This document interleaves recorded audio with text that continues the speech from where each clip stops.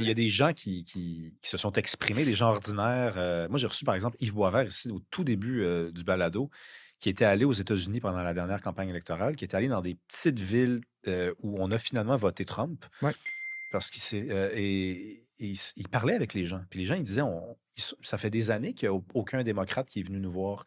Ça fait des années on voit l'avion passer, Ouais. il passe au-dessus de l'État, il atterrit dans la capitale, donc il va à, je sais pas moi, à la capitale du Minnesota, mais il vient pas dans les petits Non, villages, les petites mais villes. ça, je suis d'accord, je l'ai Non, non, dit. mais c'est parce que c'est ça dont je parle depuis tantôt, en fait. Ouais, ouais. Tu sais, c'est pas à savoir si la droite est honnête lorsqu'elle prétend parler au nom de la majorité.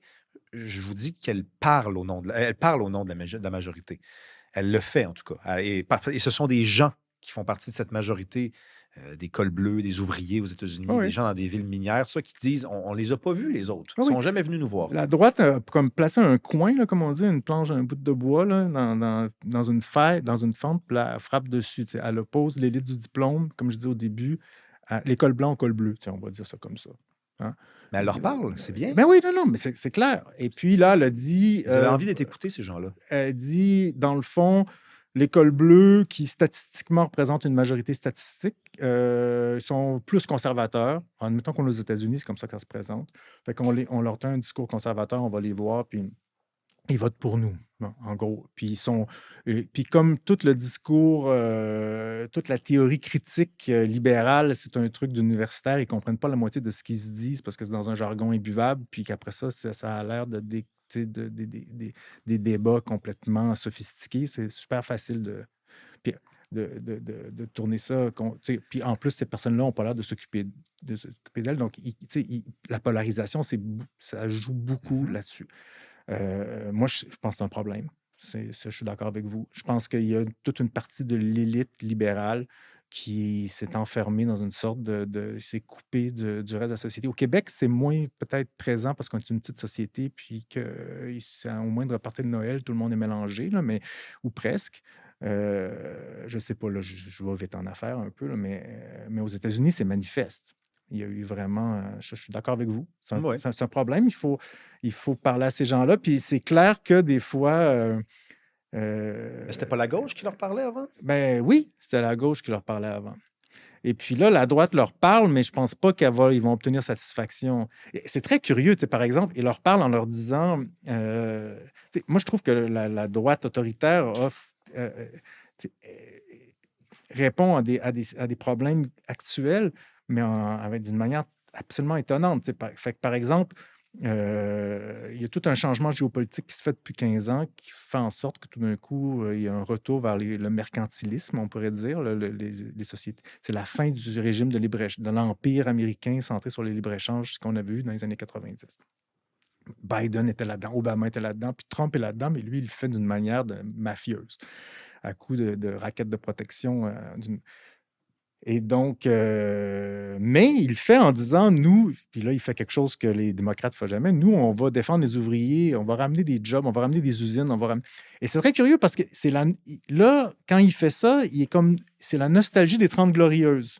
Il vend la nostalgie de l'Amérique qui est sortie du New Deal de Roosevelt, qui est précisément le truc que les conservateurs américains veulent raser, détruire. Cet édifice-là, ils veulent raser au sol, le dynamiter.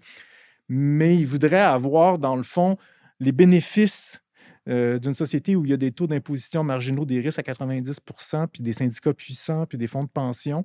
Euh, ils voudraient avoir les bénéfices de cette société-là sans toute la bureaucratie qui vient avec, sans tous les rapports. Mais je veux dire, là, on est dans... C'est un fantasme. De toute façon, ça va être des robots qui vont faire le travail.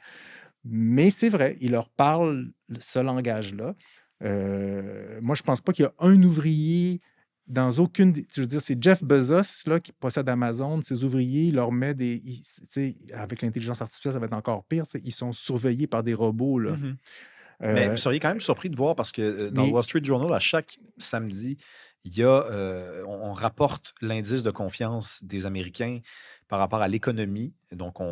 on pose la question aux Américains, est-ce que vous faites confiance à votre président en matière d'économie? Et la vérité, c'est que le niveau de confiance baisse dans à peu près toutes les couches de la population, sauf chez l'école bleue, Ouais. sauf chez les ouvriers. Et je pense pas que ce soit des idiots. Ben non, Je c'est pas pense des qu'ils ont, idiots. ils ont aimé ce qu'on leur a présenté comme programme et ils sont pas déçus pour le moment. Et c'est étrange parce que depuis quelques mois, Trump fait exactement le contraire de ce qu'il avait dit qu'il ferait. Donc, il voulait pas s'occuper de politique étrangère. Il voulait laisser tranquille tout le monde. Il dit, moi, démerdez-vous, là.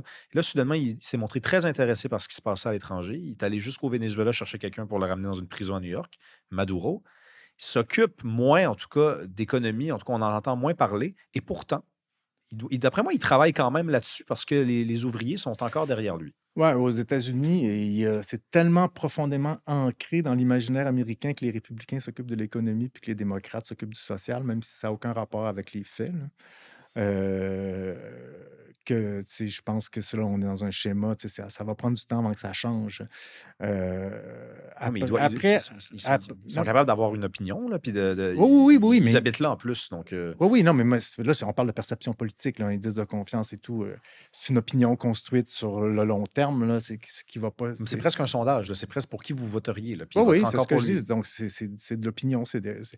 Mais c'est tellement profondément ancré dans l'opinion publique, l'idée que le branding républicain, c'est l'économie, que je veux dire, ça va prendre ça va prendre plus de temps. Ça va prendre du temps avant que ça change. Puis l'économie américaine, elle est tellement, je veux dire, c'est un pays riche, là, c'est compliqué, mais euh, que je veux dire, Trump va pas nécessairement détruire l'économie américaine, là. Puis il fait pas juste des conneries non plus. Les républicains font pas juste la politique réelle aura des pâquerettes. Il y a des gestes qui posent.